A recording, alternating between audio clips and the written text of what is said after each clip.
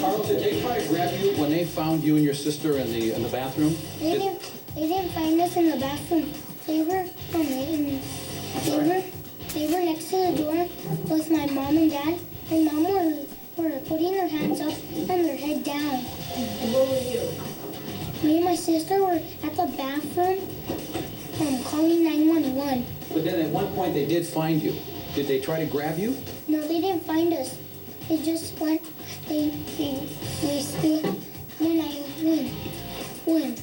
When one of those cops' cars came, they just ran. You're just joining us. That's a true hero there. Young Carlos, he's 7 years old.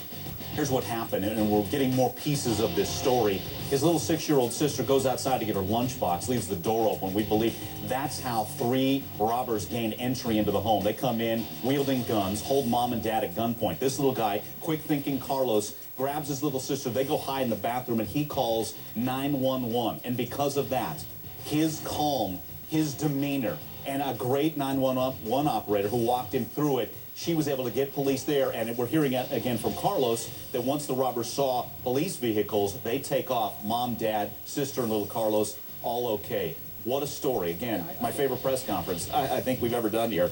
Let's get a call in. Lynn's with us in Florida. Lynn, your thoughts as you listen to that little guy? I would like to say to that little man, I am so proud of you, and I hope that you're going to grow up to be a police officer.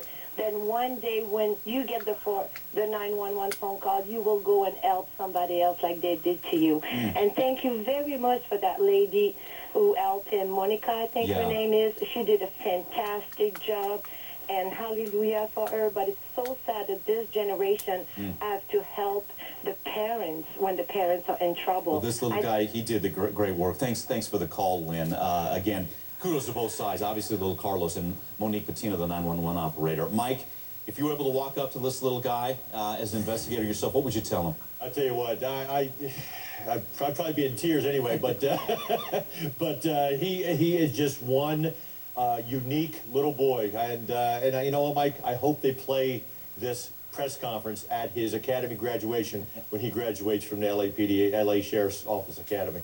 That kid did a great job, and you know, and Ms. Patino, the 911 dispatcher, they're taking so much for granted, but they, you know, she's heard it all, and you saw her, and the emotion she was going through by just listening to this little boy again, because Mike, this could have turned into a hostage barricade situation, and that's what she was probably thinking as she was, you know. I know people go, well, why aren't she sending a unit? She was all right there at her fingertips. She's sending units as she's talking to the little boy, and they got there 3 minutes. That's phenomenal. She was incredible. Let's bring in Wendy Walsh, clinical psychologist. Wendy, was fascinating to listen to him. Yes, on the heroic level of what a little 7-year-old could do, but the details he remembered of what they wore, the color of the car. I believe he said bald hair.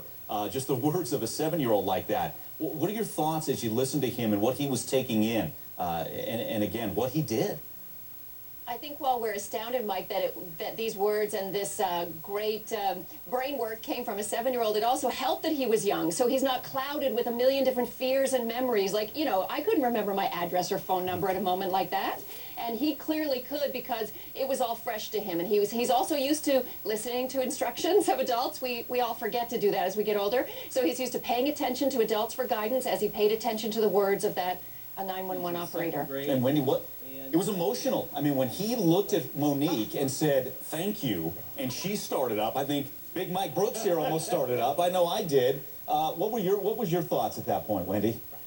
I don't know, because I was reaching for my own tissue here, but basically, she seemed to be having more post-traumatic stress than him, and again, that's to be expected, because adults are clouded with all the memories of the could've, would've, and the knowledge we have. So, you know, everybody's going to be emotionally affected by this for a very, very long time. You think he's doing okay, Wendy?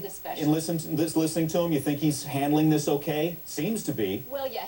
He's still in the shock stage. We'll see what's going to happen in the weeks and months. You know, you might see children like this regress, be back in their parents' bed, be bedwetting, all these kinds of things that could happen, stressed out, having their academic scores affected. What a And story. these are things Wendy, that we got to run, guys. Tend to Thanks so much. More coming up. Keep it here.